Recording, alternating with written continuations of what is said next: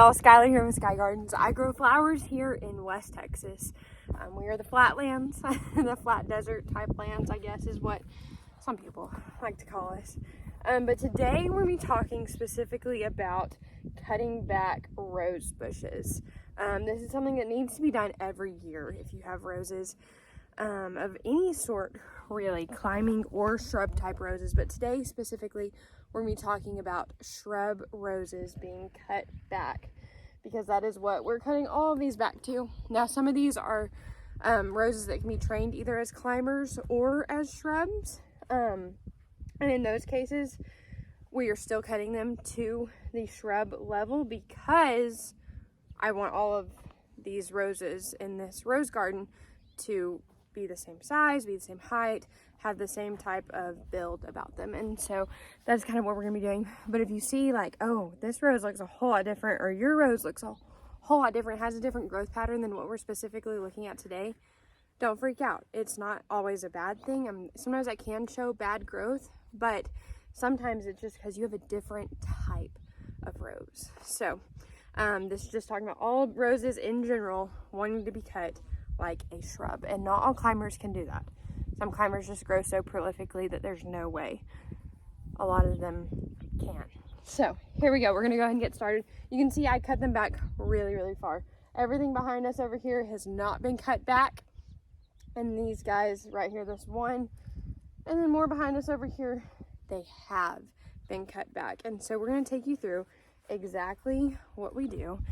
First things first, I always make sure I have sleeves on because you're dealing with thorny type of bushes. Now, some roses are more thorny than others, but no matter what, you've got thorns there for the most part. So a good pair of gloves and some sleeves on. I normally have my Farmer's Defense sleeves on, but I was using them yesterday and I used them so well, I don't remember where I put them. So here we are, and we're going to be using just these sleeves. The next thing that you want to make sure that you do with roses, you have a good pair of clippers. These are good branch cutting type clippers. They're good and strong for getting some of those really large canes or any canes that have died back. And I'll show you what I'm talking about as far as on the plant here in just a minute. But then I get a jar and I get some alcohol. And you can see I've been using this. It's got some dirtiness in it. That is totally okay. Just some rubbing alcohol. Gonna pour it in there. Give it a good dose. I could take the cap off so that this will come off a little bit easier.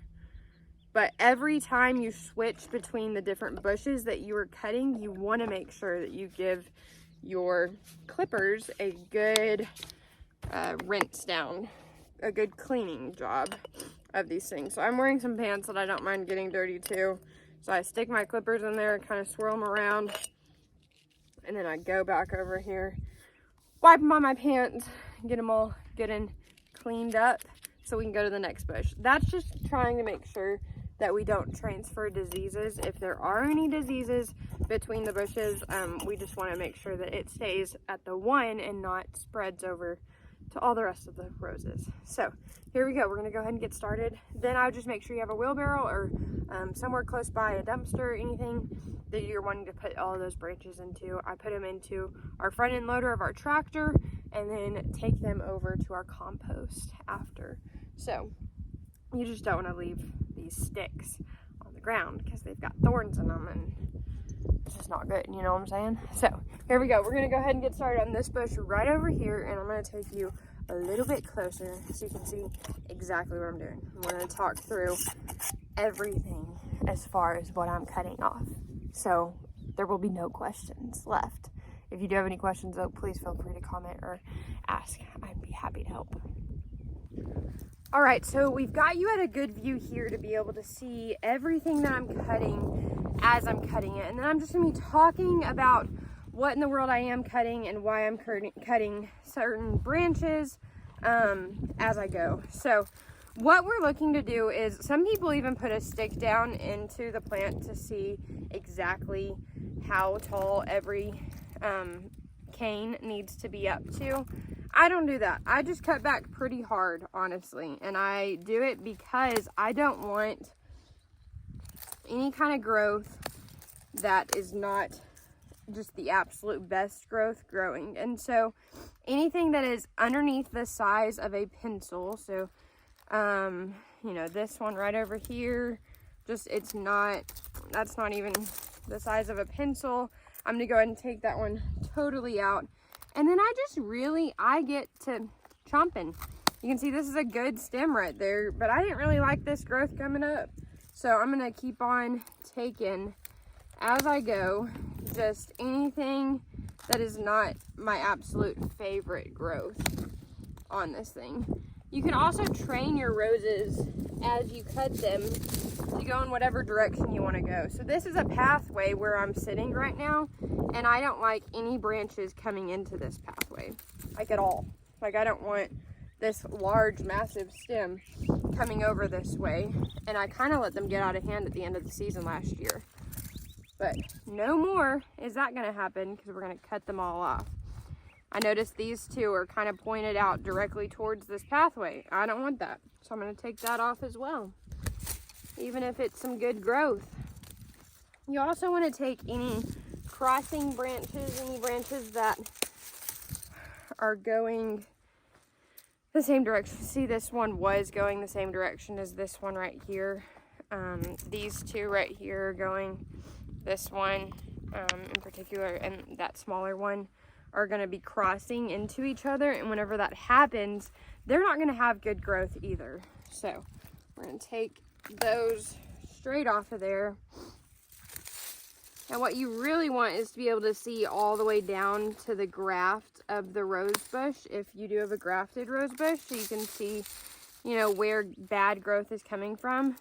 But on this specific bush, we have so much blow sand that has piled up around it that I honestly cannot tell where the graft is, which is not my favorite, let me tell you. Not my favorite at all. So if you see me cutting things all the way back to the ground, it's just because I can't tell exactly where that graft is on the bush, and I don't want it there at all if it's gonna be in my way. So I hope I didn't move y'all too much there.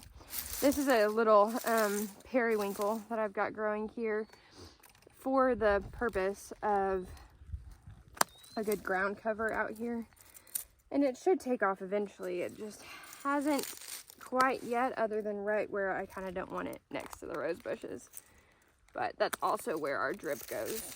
So we're gonna let it be as it is, like that guy right there. So you can see I'm kind of just brutal with how I cut these things. I don't look for much in the way of cutting all at the same level, even as I do for just cutting good stems that won't be putting on any like baby growth, because any new growth that comes from a stem like this is not going to be good long stem roses. It's not going to be good growth for even in your flower bed, because it's just not going to be strong. And what we want is good, strong roses, especially here in West Texas, because the wind does blow. Like, all of this is blow sand. I kid you not. It is all blow sand. So it's just a mess. But that's okay. See, it's just, that guy was not good. We only keep the good stuff. This is so cool to me. I love whenever I get to prune roses, because I feel like most people think like, oh, I do not want to prune roses. It is just brutal, and I'm really brutal about it too. You can tell. I mean, I cut hard whenever I cut these stems, but I see it as the farther you cut it down and the better stems that you have growing, even if you don't have as many of them, that's going to give you so much better growth in the long run. And it's exactly what God does with us, I feel like. Like, sometimes we've got, you know, a really good stem here, but if I take it and I go like that, this one is going to create something so much better than that poor little stem that just got cut off could have ever imagined, because we were able to do that. So it helps the plant all. It's one of those things. It's a God wink saying, hey, this is exactly how I intended things to be. I intended for good prunings to happen. See, I'm going to kind of dig back here. This is where it's just going to get ugly. We got a good branch coming right here that is from down below, which is good.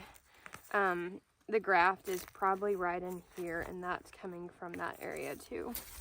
So we don't have anything growing from under the graft as far as I can tell in this area, which is great. We've got some little weeds coming up. I just try to clean out the whole area as I go throughout this whole process of cleaning things. Speaking of that, I'm going to go get my little thing that I use to clean up sometimes. I'll show y'all what it is. So this is the thing that really helps me. I like it a lot. It's got a claw on it. And I just rake out some of that blow sand so I can see better what is going on closer to where the graft is on this plant. Now, again, ideally, you won't have a ton of blow sand like we do around the base of these plants. But here in West Texas in Zone 7, we plant roses with the graft above the ground on purpose. In colder zones, they need the graft planted lower because those plants will freeze if it's not. But we are not that way. But see, I'm seeing so much good growth that's coming. And now I know where it's coming from. Which is exactly what I needed to know. See, and I don't think I like this guy right here.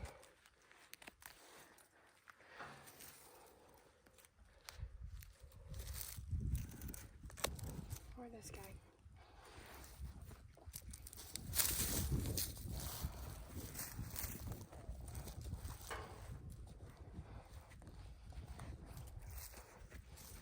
There's the tag on that original plant that I just came across right there, showing that this is all good stuff.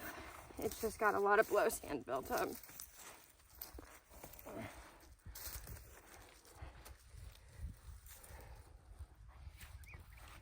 I honestly should have planted these roses even higher than I did, because they were planted at the beginning of the farm and we didn't have any protection really out here at all. And so it would have been better in the long run to have all that. So now you can see, like, look, I'm brushing away some of these leaves, there's soil.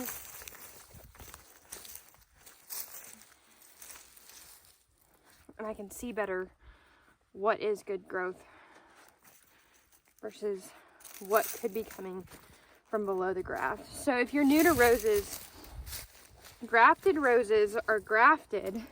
So you have an old rose or old bush that has good disease tolerance and good growth habits. And so a pretty rose like these that we have, which I'm not saying that the other ones weren't pretty, but just a different type, is then added onto that plant that you started with, and that's what creates the graft. That's where the graft is, and anything that comes up from below that graft is from the old plant, and it is good growth, but it will take over your bush, and it's not good to have. So that is why you want to keep your bush true to exactly what it is. And it can also cause just a whole 9 yards of different diseases and things whenever that happens, because there's just growth that hadn't been there, and it's all changed from what it was, you know? So not always good at all.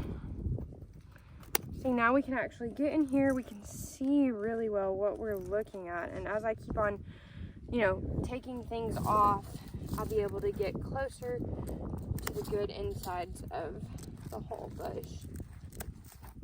But you can see what you're looking for as you're cutting yours, which I'd cut that to where both of those, but I just want one good stem. We've got a little bud coming up right over here. You can see its little pink bud forming.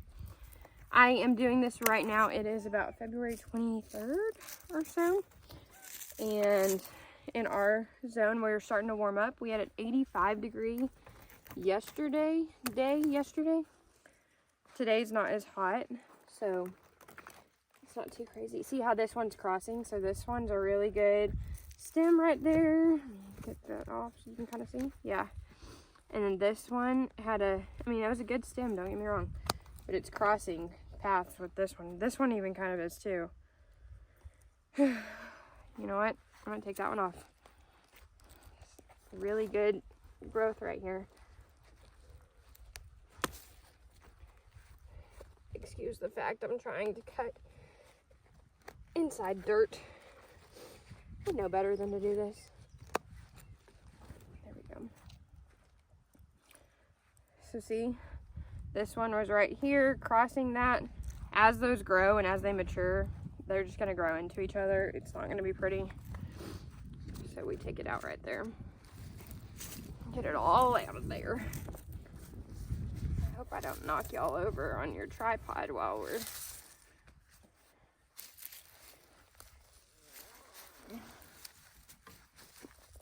getting some of this out of here.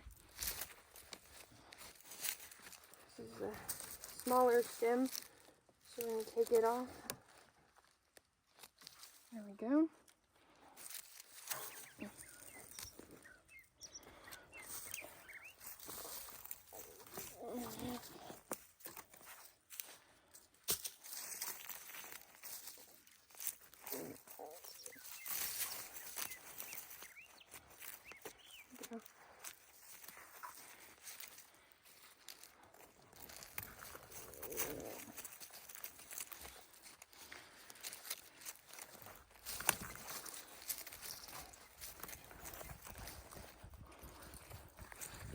There we go. See, so now I can see clearly what all this stuff is, what we're doing here, and how we're growing. That is good to be able to see. I got some weeds in there. See, so that's even about the size of a pencil, but I'm still going to take it out because I've got these other ones that are even better. It's a little bit of dead right there. Take that off. See, this is why you want some sleeves on, because you're really up in these bushes as you do this, which is good. Don't get me wrong. Sorry, I just pushed you all over a little bit. But it can hurt whenever you've got your hand sticking on some of those thorns. That's why you just want to be sure you have some good sleeves on. These are pretty.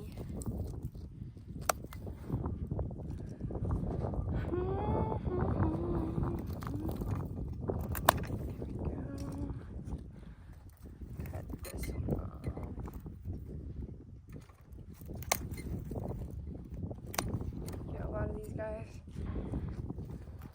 and that's just crazy how God works. Honestly, it makes you think about, you know, like what God has done in your life and things that you thought were good and the good growth that you had, and you thought, man, this is good, like we're doing great, and then he like does something and he takes that away, and it takes you being on the other end of it before you actually see how he just provided so much better growth opportunities after he does it. And then you're like, oh wow, God, thank you for that.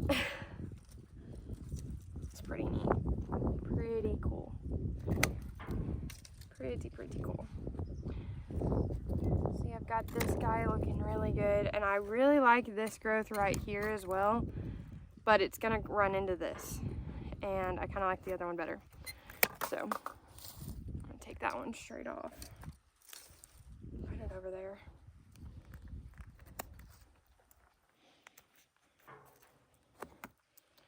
You can see there's nothing left that really has anything less than the size of a pencil. You see how this cane, it doesn't have any green in it. Now, this is a good example right here because you've got one that looks like a tree trunk. That's good. That's good health. And if you're ever curious as to if it is or not, just cut it. If you cut a little bit off the end and you see that there is no green inside of it whatsoever, it probably means that it's just a dead part of that cane.